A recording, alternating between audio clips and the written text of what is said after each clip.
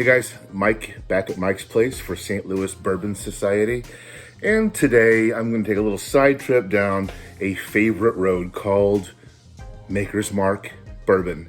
Now, last time I did review the St. Louis Bourbon Society pick called She's My Cherry Pie, which it's fantastic.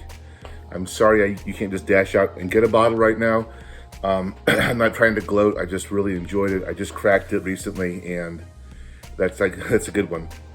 Today, I'm going to take another side trip with makers, with barrel picks, with single barrel picks from St. Louis Bourbon Society.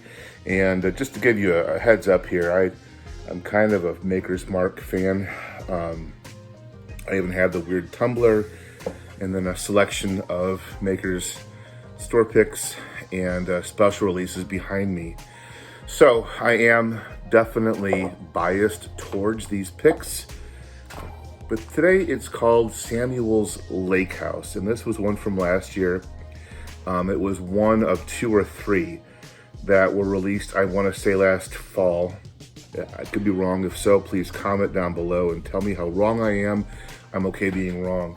And when this came out, I know the Wine and Cheese place also had one called Mud Pie, and then Stokes had a couple releases. There were so many all at once, it was a bit overwhelming, so I didn't get my hands on this, so thank you, SLBS admins, for the sample. And I'm going to pour it into my little tasting glass here, which I also set on top of my Maker's glass as a little stand. And, well, let's go in. You know how I rank things, 2, 1, 0.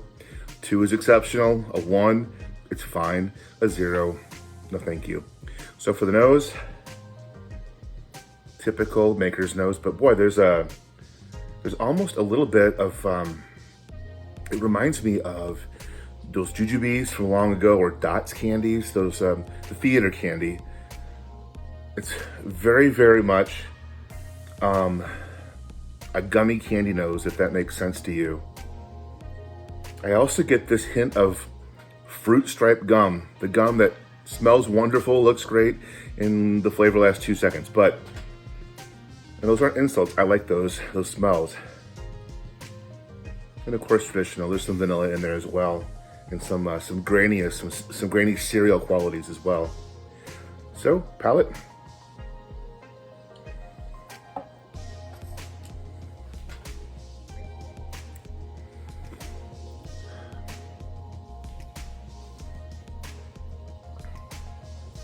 That's good. I better try it again just to make sure it's still good.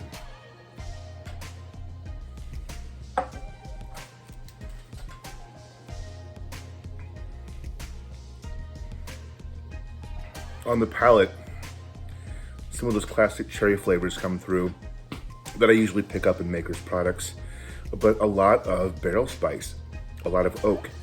So that initial kind of gummy fruitiness on the nose, I didn't get that on the palate. It kind of evolved into more of a cherry oak flavor. It's pretty complex, it's quite nice.